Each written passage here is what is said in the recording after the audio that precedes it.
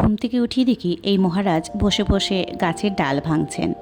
মনে হলো সকাল সকাল উনিও নিজের ব্রেকফাস্টের ব্যবস্থা করে ফেলেছেন। তারপর তাড়াতাড়ি রেডি হয়ে বেরোতে যাব, আর বেরোনোর সময় দেখি আরে পুরো গোষ্ঠী হাজির। একা মহারাজ নন, সঙ্গে পুরো বানরের ফ্যামিলি এসেছে।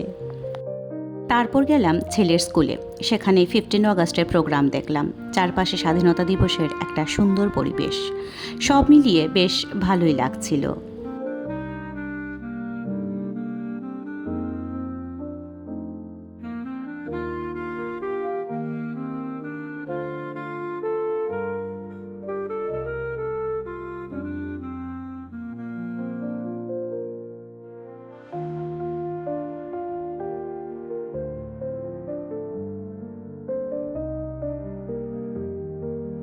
প্রোগ্রাম দেখে তারপর বাড়ি ফিরে খাওয়া দাওয়া করে ভাবলাম একটা ঘুম দেব। কিন্তু হঠাৎ দেখি ঘরের মধ্যে বাপ ছেলেতে যুদ্ধ লেগে গেল। কেন যাদের যুদ্ধ লাগলো সেটাই বুঝতে পারলাম না। যুদ্ধের রেজাল্টে বাবা পরাজিত হলো। তারপর আমি একটা ঘুম দিলাম।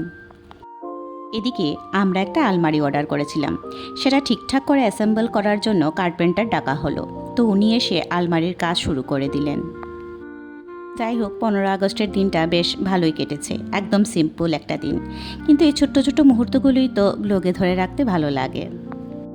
আজকের মতো ব্লগটা এই পর্যন্তই। আবার দেখা হবে নেক্সট ব্লগে নতুন কোনো গল্প নিয়ে। ততক্ষণ পর্যন্ত আপনারা সবাই ভালো থাকবেন, সুস্থ থাকবেন। আর ভিডিওটা ভালো লাগলে একটা লাইক করে দেবেন, কমেন্ট করে জানাবেন কেমন লাগলো। আর চ্যানেলটা সাবস্ক্রাইব করতে একদম ভুলবেন না।